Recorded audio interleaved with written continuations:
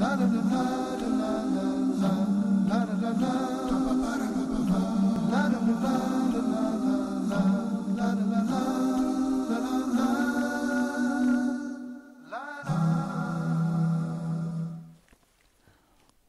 to Face Islam, and in today's program I want to talk about something called the Madrasah.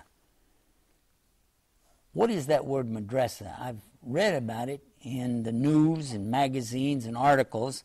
It seems a place of teaching children how to do terrorism or make bombs. This is what we've heard from some of the media. But what is Madrasah really, and is this part of Islam? What does it have to do with all this terrorism and so on? One of the things that we see the pictures of, it shows a madrasah with these little children, anywhere from 8 to 18, I don't know, sitting there holding themselves. Sometimes they just sit like this. Sometimes they're holding a book. Sometimes they're looking at a book, which is probably Quran, huh? And they're going like this, and they're reciting something. And they make it look like, okay, this is a very dangerous place. But let's look at the word madrasah. It comes from the word dars. Dars means a lesson. One who teaches is called a mudaris. And the madrasah is the place where they teach. If you said that sounds like a school, you'd be exactly right. That's what it is. A madrasah is nothing more than a school. Regardless of what's being taught, it is a school. And a mudaris is a teacher. A dars is a lesson. So how did this become associated with terrorism? Well, one of the things is that we find in the Afghani area in northern Pakistan that they had a lot of schools, still do have a lot of schools there, and a part of that school is to sit there and recite the Quran. And then when you want to give a bad impression of what Islam is teaching and scare people, you say, oh, look, they're reading that book, full of terrorism, and they're teaching them all this stuff.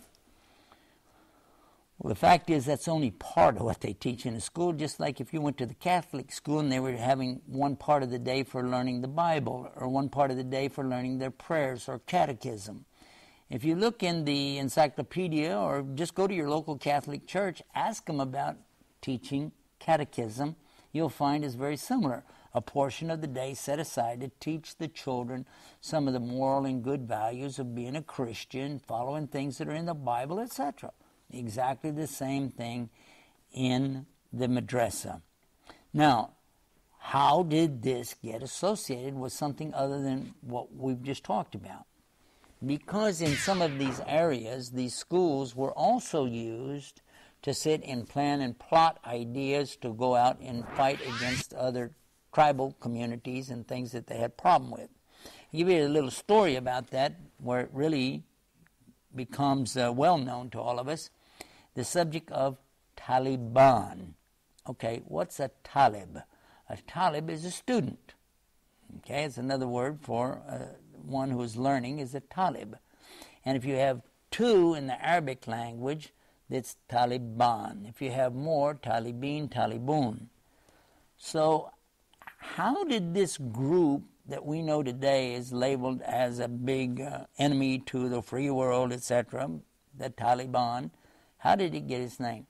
Because in Farsi and Pashto language, which is very prevalent throughout Afghanistan, they don't have the multiple plural. They only have Taliban, which in Arabic, as I said, it means two students, but for them it means many. So it's not really in that form, it's not really still an Arabic word.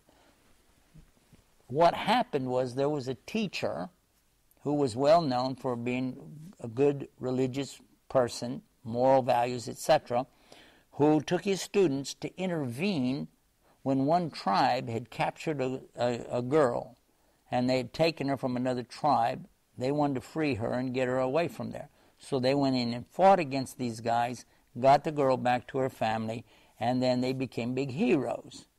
After that, anything these guys wanted to do, these different tribes would be behind them and support it. And that's the way they told the story to us. And I do believe there's some truth in that. As far as saying that the madrasah, though, is a place to teach these things, that is not the idea and never was.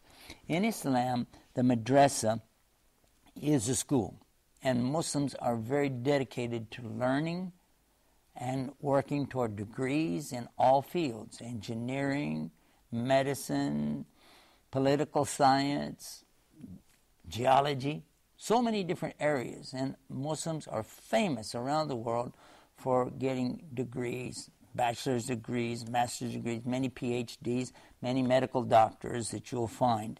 And all of it has to start in the madrasah. The madrasah, the school, is as simple as that.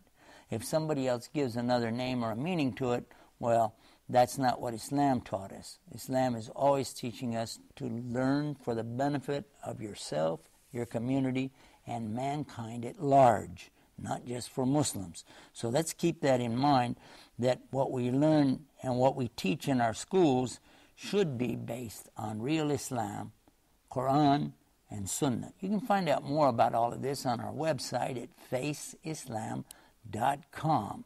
faceislam.com. Till next time, peace. Salaam alaikum. La